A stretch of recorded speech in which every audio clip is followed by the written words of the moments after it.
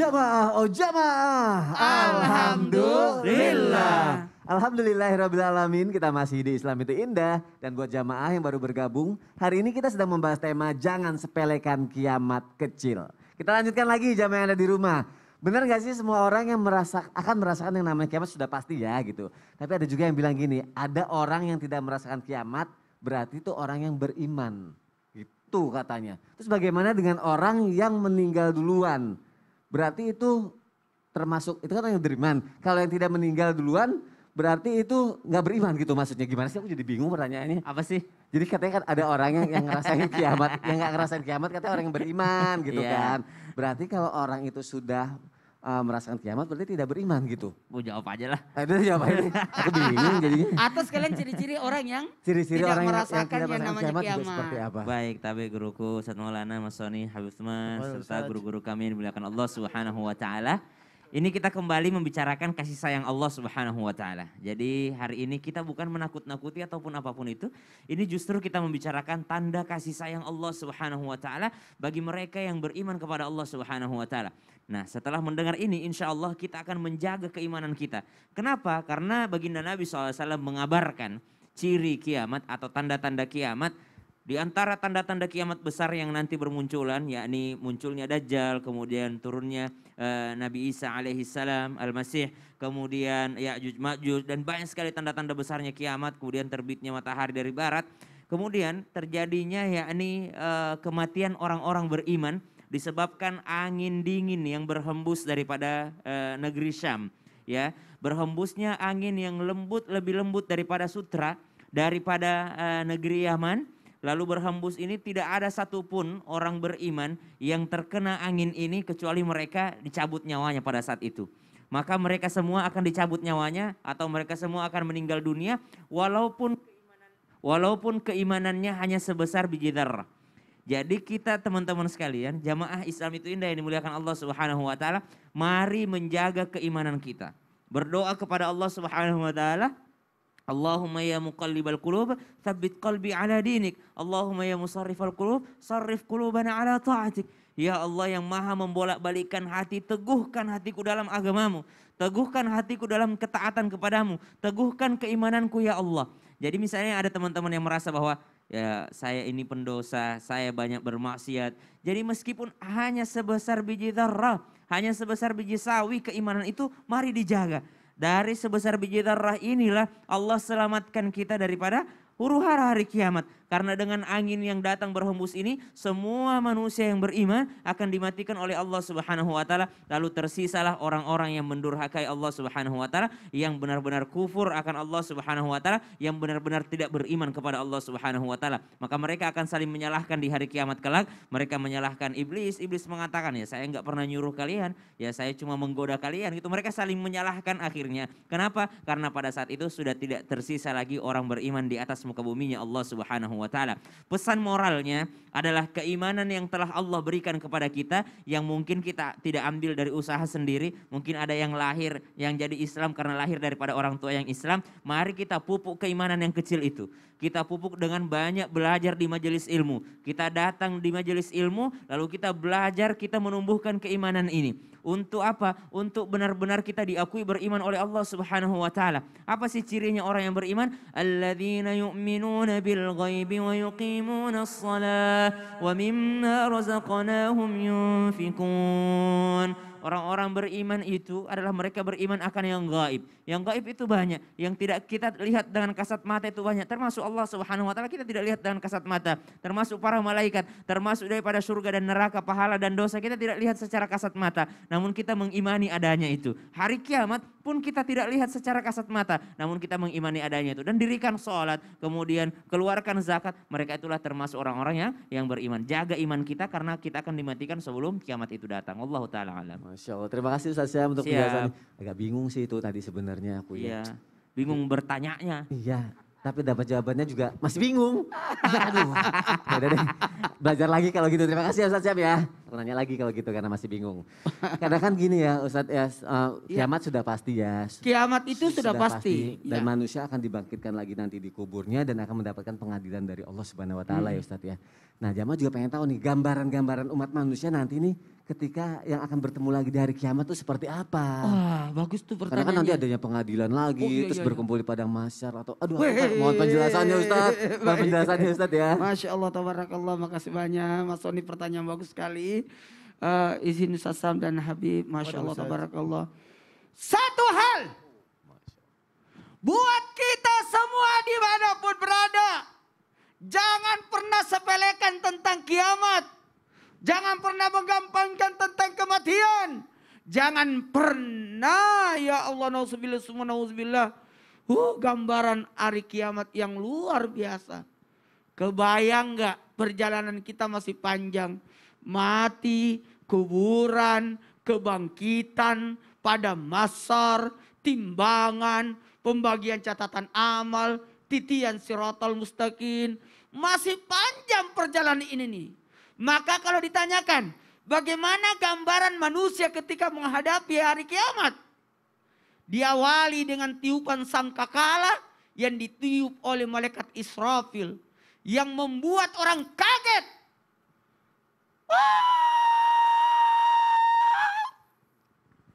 Suara apa tuh? Suara saya. Iya juga, iya juga ya. Kalau beneran sangkakala kaget semua gitu. Kaget itu. Orang yang tidak biasa berada di, nih kalau kita ada daerah kayak tempat di rumah saya di Makassar itu. Ya. Dekat dengan angkatan laut kan. Itu selalu ada sirine-sirine sorenya itu. Jadi enak. Oh ya. Sirine pagi. Itu orang yang tidak biasa tinggal di sana kaget itu. Ih apa itu? Iya. Ini penggambaran tiupan sangkakala yang membuat kaget. Dulu kita diajarin begini. Mohon maaf ya. Ada apa tuh? Styrofoam. Apa nah? Styrofoam. Ya itu. Kalau saya kan namanya gabus. Iya, ya gabus. Yang bisa berat gitu ya. Baru ada yang kecil-kecil itu. Itu kebayang nggak? Kita pernah diajarin tiupan sangkakala itu. Jadi gabus kecil bagaikan bumi, bulan, matahari, kumpulan-kumpulan planet. Baru ada trompet. Langsung bertebaran semua. Nah, penggambaran seperti itu. Kebayang nggak? Bagaimana orang yang ada di dalamnya? Allah akan mengumpulkan mereka dalam satu lapang yang luas. Yang mana keadaan manusia sangat menjadikan. Sehingga bahkan Nabi ketika ditanya yauma yumpanu fi sururi fata'tuna wajah. Bagaimana manusia dibangkitkan dengan bermacam-macam bentuk. Ada manusia yang berbentuk maaf sesuai dengan amal perbuatannya. Nauzubillah semua nauzubillah. Saya pun mau menyebutkan semua. Aduh ya Allah, gak enak banget menyebutkannya. Ada yang dibangkitkan dalam keadaan mengecil dan berbau busuk. Ada yang aduh macam-macam sesuai perbuatannya. Bahkan keadaan mereka sangat mengerikan dan sangat panas. Mereka sangat gelisah. Bahkan mencari syafaat Nabi. Mencari ke Nabi Adam. Gimana nih? Kita dikumpulkan terus nungguin. Sama orang kalau di bandara. Ya. Nungguin penerbangan, delay enggak tahu jam berapa. Pesawatnya terbang atau tidak nih. Ya, bingung. Wah, panik semua orang. Datang ke gate ini, datang ke ini. Datang security tanya, jam berapa penerbangannya? Dia gimana? Seperti itu. Ya. Kepanikan yang luar biasa sampai datang ke Nabi Adam, Nabi Nuh, Nabi Ibrahim, Nabi Musa, bahkan Nabi Isa alaihissalam. Akhirnya nanti ketemu Rasulullah untuk memberikan syafaat. Masya Allah. Aduh ya Allah. Kita termasuk umat Rasulullah ya Ustadz. Amin, ya. amin. Ya Allahumma shalli ala sayyidina Muhammad wa ala sayyidina Muhammad. Terima kasih Ustadz Maulana Iya, untuk iya, penjelasannya. Sudah sedikit banyak kita lebih tahu nih gambarannya seperti apa. Jadi harus mempersiapkan diri. Aduh. Iya. Kayak aku nih yang masih suka bingung, tapi pengen selamat gitu ketika kiamat nanti. Kira-kira amalan apa lagi nih Bib yang harus dilakukan selain yang tadi mungkin Habib udah sebutkan di segmen sebelumnya Bib. Biar aku selamat Bib, biar aku gak bingung Bib. Afwan, Jamaah Ustadz juga Maulana, Mas Sani, Ustadz Syam. Bismillahirrahmanirrahim. Allahumma sholli ala sayyidina Muhammad wa ala ali sayyidina Muhammad. Amalan apa yang akan menyelamatkan kita di hari kiamat nanti?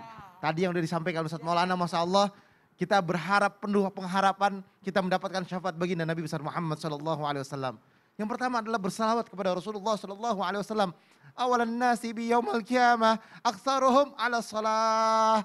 Orang yang paling dekat dengan Rasulullah atau denganku kata Rasulullah di hari kiamat nanti adalah orang yang paling banyak membacakan selawat kepadaku kata Rasulullah. Jadi kalau kita banyak selawat kepada Rasulullah, kita paling dekat dengan Rasulullah. Apa aja? Contoh tadi Ustaz Syam menyampaikan. Apa yang Ustaz Syam bilang? Membacakan maulid, berjanji, adiba, simtudural, dan lain sebagainya. Dia baca maulid ya kan. Ya Rabbi salli ala Muhammad, ya Rabbi salli alaihi wasallim. Dia baca Muhammad ya Rabbi salli alaihi wasallim. Dia berselawat kepada Rasulullah. Dia duduk di situ berselawat semuanya kepada Rasulullah. Itulah bentuk daripada hati dan jiwanya berharap akan dekat dengan Rasulullah sallallahu alaihi wasallam. Siapa orang yang berselawat kepada aku atau meminta agar aku mendapatkan wasilah, maka dia berhak mendapatkan syafaatku. Di mana? Pada hari kiamat nanti. Kita nih berharap akan mendapatkan wasilah dari Rasulullah. Kita nih kalau baca salawat berharap akan mendapatkan syafaat ya Rasulullah. Bersalawatlah kalian dimanapun berada. Ingat kepada siapa? Kepada Allah dan Rasulnya. Kita salat, ya kan? Kita syahadat kepada Rasulullah. Menyampaikan salawat kepada Rasulullah. Kepada keluarga Rasulullah. Kalau kita gak bersalawat, apakah sah salat kita? Nah, oleh karena itu dimanapun berada, ayo kita baca maulid kan. Ya Rabbi salli ala Muhammad. Wajma' minasyamli ma tafaraq. Kita tuh jangan mau dipisah-pisahkan. Bersatu di dalam satu kebaikan, mendapatkan ridhonya Allah Subhanahu wa taala. Dan yang kedua apa lagi sih yang mendapatkan kita nih mendapat pertolongan di hari kiamat? Yang kedua adalah iqra'ul Qur'an. Fa innahu ya'ti yaumal qiyamati syafi'an li ashabi. Bacalah Quran, baca Quran. Quran akan memberikan syafaat nanti di hari kiamat. Yang membacanya dapat syafaat. Sebagaimana dijelaskan, Al-Quran itu akan datang dalam wujud seorang pemuda. Lalu berkata pemuda tersebut, akulah yang membuatmu bangun pada malam hari.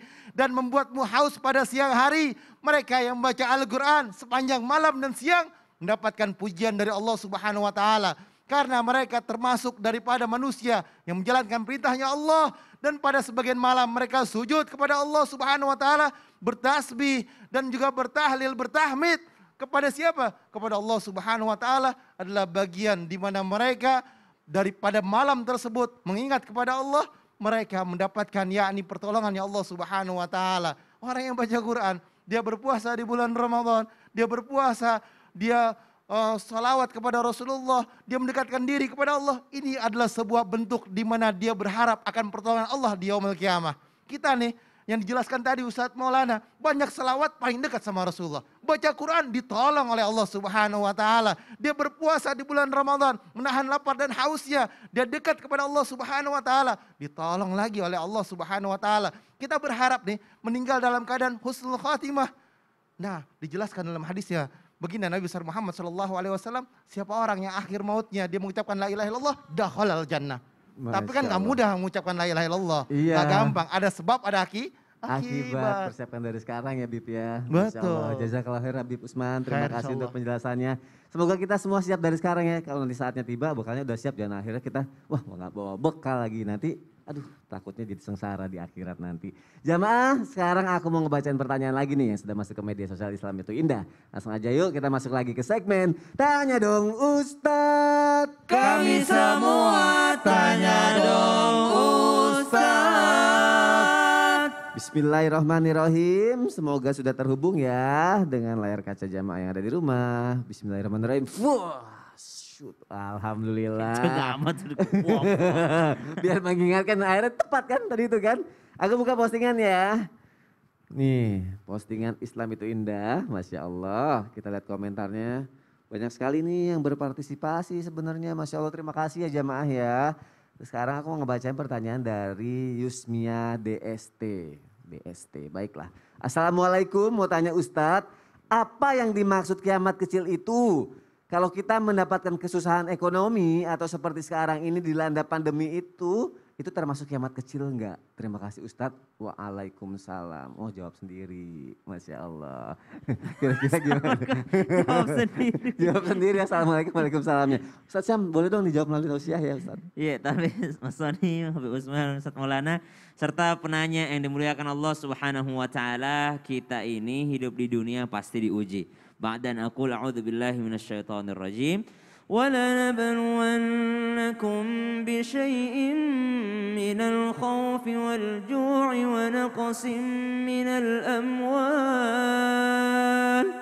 ونقص من الأموال والأنفس والثمرات وبشر الصابرين. Sesungguhnya yang hidup itulah yang diuji.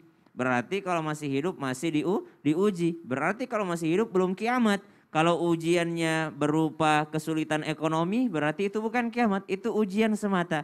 Karena Allah katakan walanabluwannakum bisyai'im minal khaufi wal ju'i wa naqsin minal amwal. Ada kekurangan harta di sana. Maka kesulitan ekonomi bukan termasuk azab, bukan termasuk kiamat, tapi termasuk ujian dari Allah Subhanahu wa taala. Dan disinilah kita introspeksi diri. Ini benar enggak ujian nih? Atau benar enggak ini adalah istidraj? Atau apakah ini adalah sebuah azab dari Allah Subhanahu wa taala? Maka kita yang bisa mengukur diri kita. Kalau memang kita sudah menjalankan perintah Allah, kalau kita sudah menjauhi daripada apa yang dilarang Allah, lalu ternyata itu tetap datang, kejadian seperti ini tetap datang, berarti itu adalah ujian dari Allah untuk meningkatkan keimanan kita. Seandainya dikatakan ujian-ujian itu adalah kiamat, maka berarti Rasulullah kiamatnya besar sekali Rasulullah. Sampai dilempar di Taif, sampai harus berpisah dengan pasangannya, sampai harus berhijrah dari Makkah ke Madinah. Berarti Nabi dong kena kiamat duluan dong. Tapi ini adalah ujian, semakin tinggi keimanan seseorang, berarti semakin tinggi juga ujiannya. Lalu apakah yang dimaksud kiamat kecil itu? Maka dalam kitab kiamat pun dijelaskan bahwasanya sesungguhnya kiamat kecil itu adalah kematian seseorang. Jadi kematian itulah kiamat kecil yang sesungguhnya.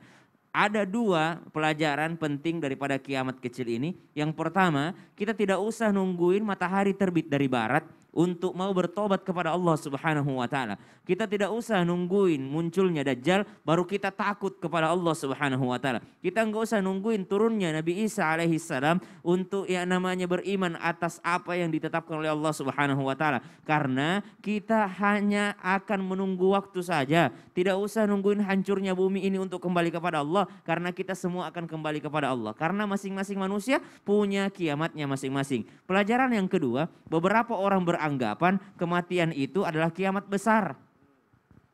Iya, ada yang beranggapan kematian itu adalah kiamat besar. Kenapa? Karena mereka menganggap setelah kiamat besar ini sudah tidak ada lagi apa-apa. Oh, kita orang beriman, kematian itu bukan kiamat besar. Kematian itu adalah kiamat kecil, dan setelah kiamat kecil ini akan ada kiamat yang paling besar. Akan ada kiamat besar. Berarti setelah kematian masih ada kehidupan, dan setelah kematian inilah kita mempertanggungjawabkan semua amalan kita selama kita masih hidup. Jadi kematian itu bukan kiamat besar tapi kiamat kecil. Kenapa? Karena setelahnya masih ada kiamat besar, yaitu huru hara yang terjadi di dunia, hancurnya muka bumi ini, yang tersisa hanyalah Allah Subhanahu wa taala. Wallahu taala alam. Masyaallah, jazakallah khair Ustaz. Sama-sama Sony. Jamaah jangan kemana-mana ya, setelah ini aku mau ngebacain lagi pertanyaan yang sudah masuk ke media sosial. Islam itu indah, dan juga kita akan berdoa bersama. Gak lama kok, tetap di Islam itu indah. Jamaah, oh jamaah. Alhamdulillah. Masya Allah. Subhanallah.